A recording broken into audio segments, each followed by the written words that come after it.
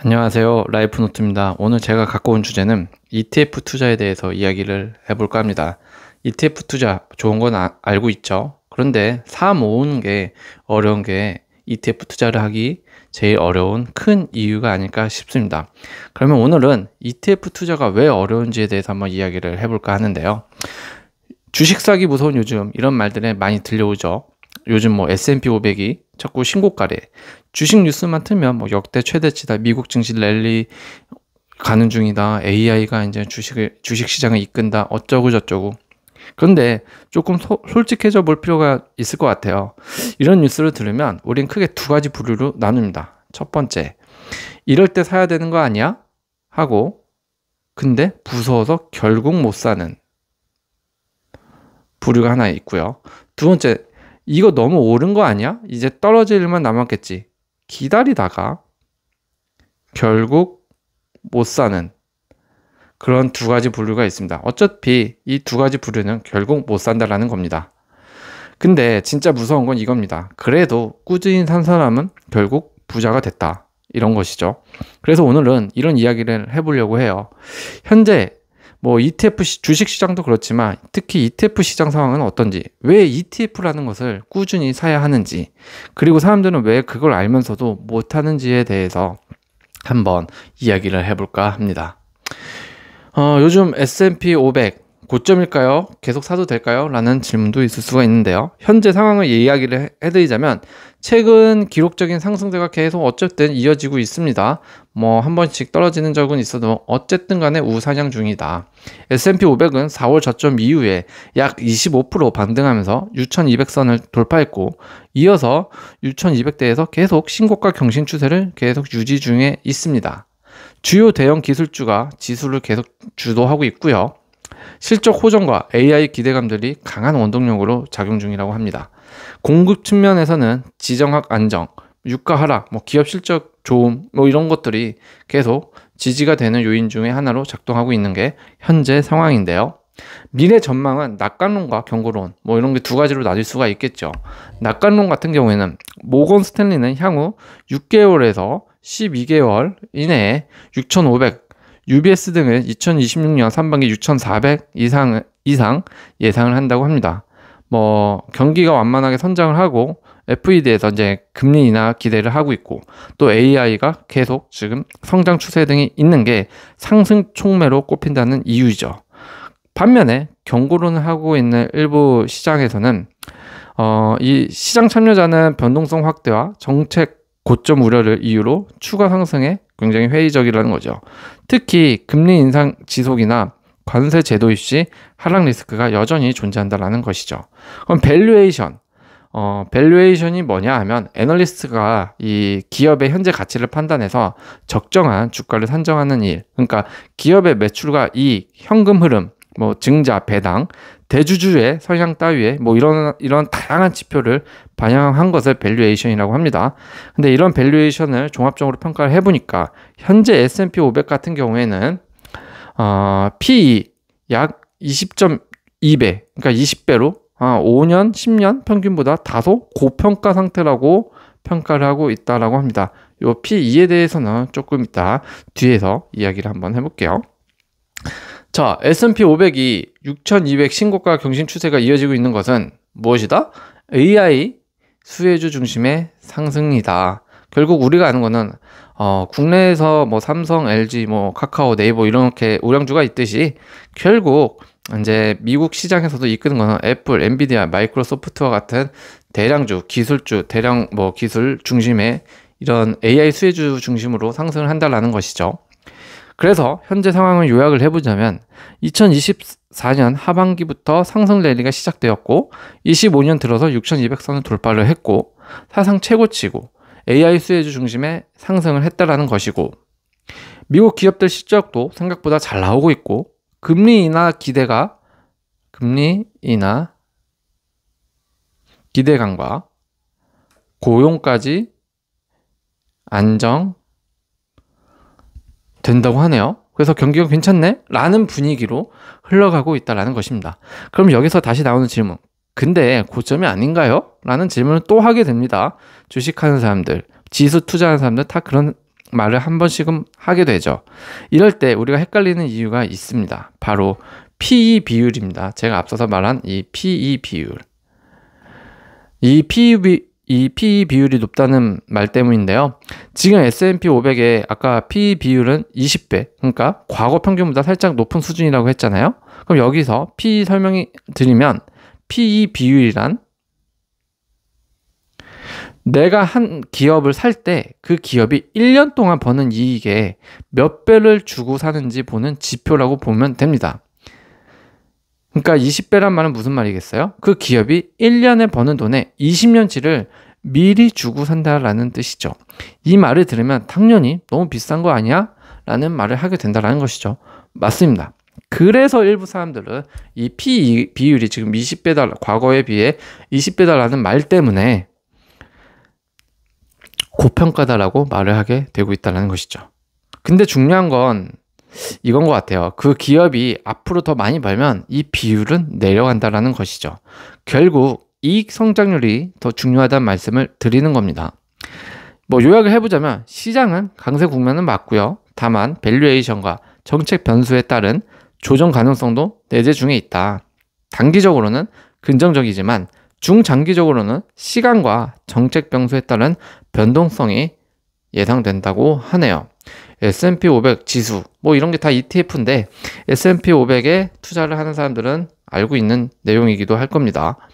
그러면 S&P 500 뭐 지금 사야 되나요? ETF 뭐 사야 된다고요?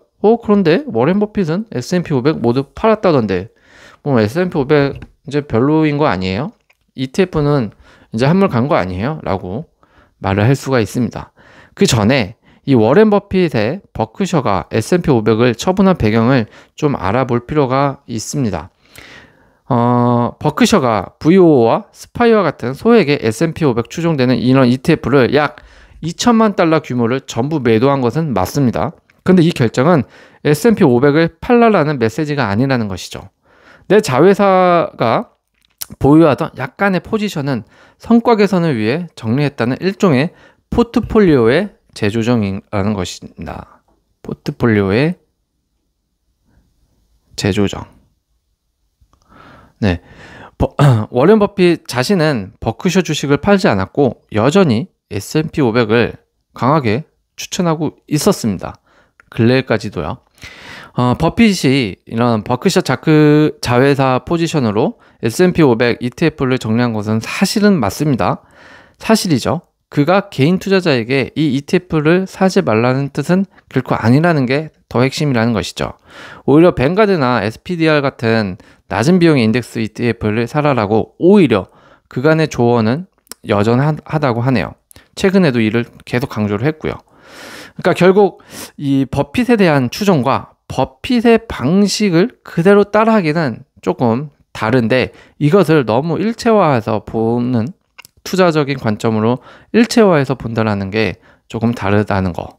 이 점을 좀 기억했으면 좋겠습니다. 실제로 S&P 500 ETF는 수수료도 낮고 미국 경제 전반에 투자하는 가장 안전하고 간단한 방법이기도 하고요. 다르기 전략을 추구하는 버크셔와는 조금 맥락을 다르게 해서 가치를 분명하게 할 필요가 있을 것 같아요. 그래서 주식 사면 되나요? 라고 말씀을 또 묻게 됩니다. 좋아요. S&P 500 좋대요. ETF 좋대요. 그럼 사면 되나요? 라고 한다면 솔직히 타이밍을 맞추는 건 거의 불가능하다라고 저는 말씀드리고 싶어요. 이건 누구나 다 잘 알고 있죠. 내가 사면 떨어지고 안 사면 올라가고 오르면 무서워서 못 사고 떨어지면 더 무서워서 못 사고 이런 것들의 반복된 심리가 투자 시장에서 만연하게 작동하고 있기 때문에 돈을 못 벌고 있다는 것 또한 여러분 또한 저 또한 알고 있을 겁니다. 그래서 저는 이런 악순환을 바로 지금 주식 사면 되는 건가요? 라는 이런 생각의 악순환을 깨는 방법 중 하나가 바로 ETF를 사는 거라고 생각을 합니다. 그냥 매달 조금씩 꾸준히 그냥 사세요. 특히 그 대상이 저는 이 슈드 같은 ETF라면 더 좋은 것 같습니다.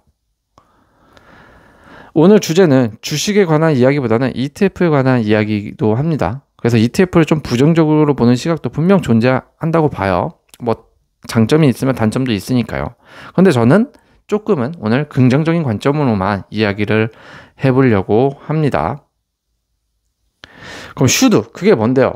그게 그렇게 좋나요? 저는 뭐 ETF에 아예 초짜다, 잘 모른다 하면 이걸 사는 게 제일 좋은 것 같아요. 많은 주식 고수나 투자 고수들도 충분히 이 슈드라는 ETF는 계속 추종하고 계속 사라라고 권유도 하는 부분이고요. S&P 500만큼 굉장히 유명한 ETF입니다. 저는 이 ETF가 갖는, 이 슈드라는 ETF가 갖는 매력이 뭐 다른 것도 마찬가지겠지만 특히 핵심적인 매력이 한 몇 개 있다고 보는데요. 첫 번째가 배당 수익률이 좋습니다. 수익률이 좋아요. 약 4% 전후고요.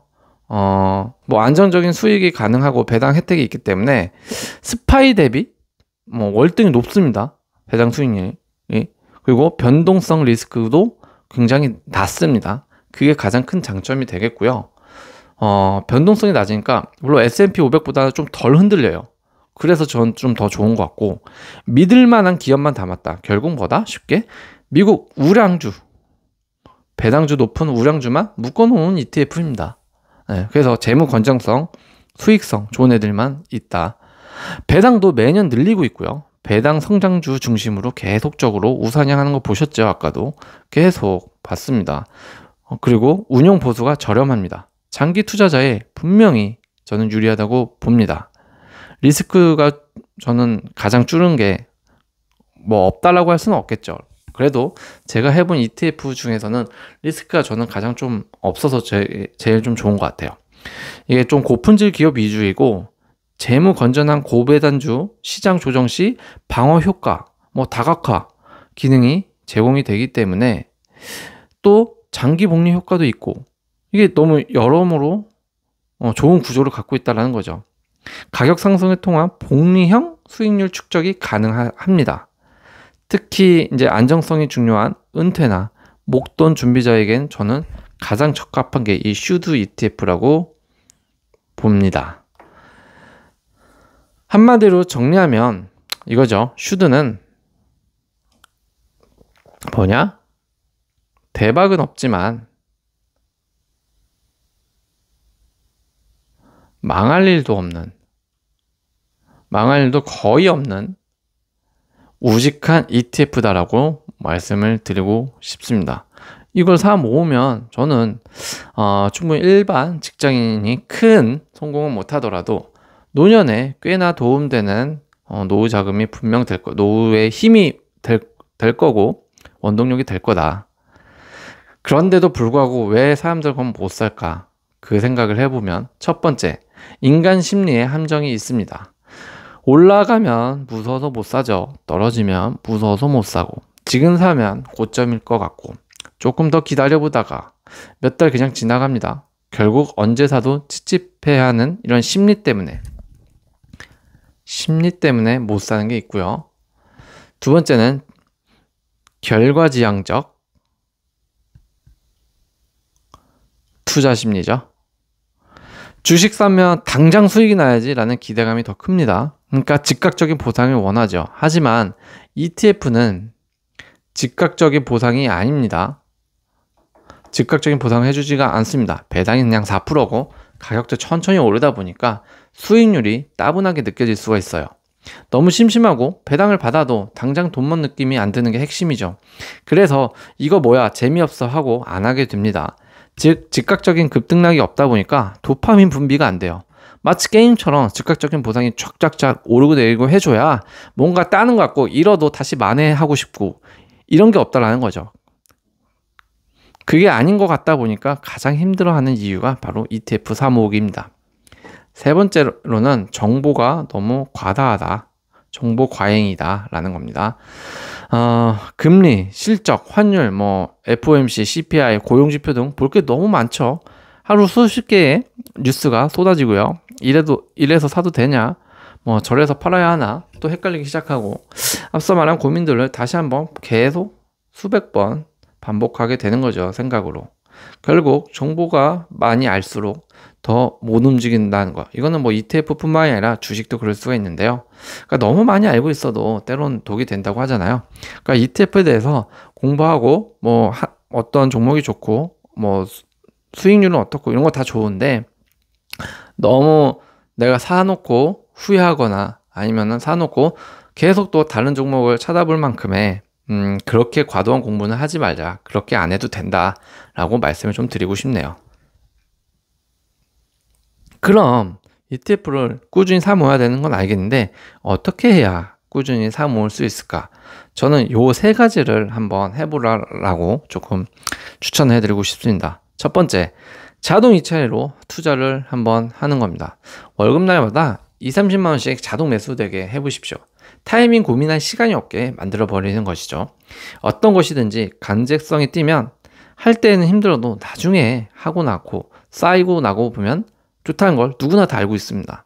대체적인 예로 뭐 적금이나 퇴직연금, 내일청년 채움 제도와 같은 뭐 강제로 붙고 난 후에 나중에 목돈 차릴 때 보면 느낄 수 있는 것들이 있죠.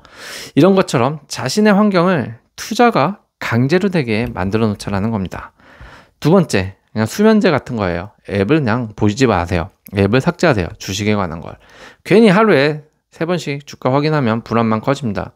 일도 손에 안 잡힙니다. 무지한 투자자가 오히려 장기적으로 돈 번다는 말이 그냥 하는 말이 아닙니다. 주식 투자에도 이런 말도 있죠. 투자를 한 후에 수면제를 먹어라. 그리고 10년 후에 보면 부자가 되어 있을 것이다. 뭐 이런 명언 같은 게 있다라고 하는데 정말 그게 괜히 있는 말은 아닙니다. 그러니까 앱을 삭제까지는 어려워도 그냥 하루에 딱 한 번만 본다. 아니면 주말에 한 번만 확인한다. 뭐 이렇게 나름 규칙을 정해놓는 게 분명 좋습니다. 세 번째, 목적을 무조건 생각하자. 목적을 잊지 말자라는 겁니다. 이 돈은 뭐다? 단기 수익이 아닙니다. 단기 수익이 아니라는 걸 절대적으로 생각을 해야 됩니다. 그래서 ETF를 계속 사모은 사람이 중간에 관두는 이유가 나는 계속 생활비랑 뭐 고정 비용이 들고 또 남들은 옆에서 주식으로 뭐 코인으로 펀드로 뭔가 계속 돈을 벌고 있는 것 같은데 돈이 재산이 늘어나고 있는 것 같은데 나는 눈에 보이지 않고 계속 쏟아붓고 매수만 하다 보니까 수익률이 안 느껴지는 거죠. 하지만 단기 수익이 아니라는 것을 꼭 잊지 말아라. 은퇴 후 연금, 아이 대학 등록금, 노후 준비를 위한 돈이라는 걸 잊지 말면서 꼭 모아보세요. 그러면 1-2년간 수익률에 너무 민감하지 않게 진짜 반응하게 될 거고요. 실제 그게 가능해집니다. 진짜예요. 한번 해보세요. 그래서 결론적으로 말씀드리는 건 그래요. ETF는 마라톤이지 단거리 뛰기가 아닙니다. 주식은 누구나 시작할 수 있습니다. 하지만 끝까지 가는 사람은 많지 않죠. 근데 이런 슈드와 같은 이런 ETF는 꾸준히 사모으면 끝까지 가는 힘을 저는 만들어준다고 생각을 합니다. 지금 뭐 고점 같아 보여도 10년 뒤에 또 싸게 잘 샀네 하고 웃을 날이 올 가능성이 저는 ETF가 주식보다는 조금 더 높다고 생각합니다. 매달 그냥 생각하지 말고 10만 원씩 사보세요. 너무 많은 생각 말고 꾸준히 사서 모은다라는 생각. 우표 수집하는 취미다라는 생각처럼 뭐 피규어 사서 모은다는 취미처럼 사 모아보세요. 이런 것들을 살 때는 그냥 그것들이 좋아서 사잖아요. 그냥 모으는 게 좋아서 모으는 행위에 집중 한번 해보세요. 한 해, 두 해 배당금으로 입금되는 금액이 늘어나는 것을 보면 생각이 조금씩 바뀔 수 있습니다. 제가 주변 사람들에게 특히 투자하는 부분에서 큰 돈만 먹기를 바라보면서 투자하는 이런 좀 젊은 친구들한테 습관처럼 하는 말이 있는데요. 그건 바로 노후에 돈 100만 원씩 나오는 것을 우습게 여기지 말라는 겁니다. 실제로도 잘 관찰해보면 주변에 성공을 했다라거나 돈 좀 있다라고 하는 사람들은 대부분 가만히 있어도 연금처럼 무언가 나오는 투자를 많이 해놓은 것을 볼 수 있습니다. 물론 부동산이나 사업체 뭐 이런 게 있겠죠. 근데 그런 거 제외하고선도 그들이 항상 추구하는 게 큰 투자 물건이 아니라 무언가 매달 혹은 분기마다 받을 수 있는 투자 항목에 투자를 많이 한다라는 것을 느낄 수 있을 겁니다. 그게 자신이 갖고 있는 위험 자산이 뭔가 붕괴할 때, 붕괴가 될 수 있을 때 자신을 보호해줄 장치라는 걸 알기 때문입니다. ETF는 노후를 보호해주는 장치이기도 합니다. 진짜예요. 부자는 타이밍을 맞추는 사람이 아니라 시간을 자기 편으로 만드는 사람일 겁니다. ETF는 10년 후, 20년 후 분명 여러분의 시간을 여러분 편으로 저는 만들어 놓을 자산임을 정말 젊은 사람일수록 좀 깨달았으면 좋겠습니다. 정말 ETF는 믿고 투자해보세요.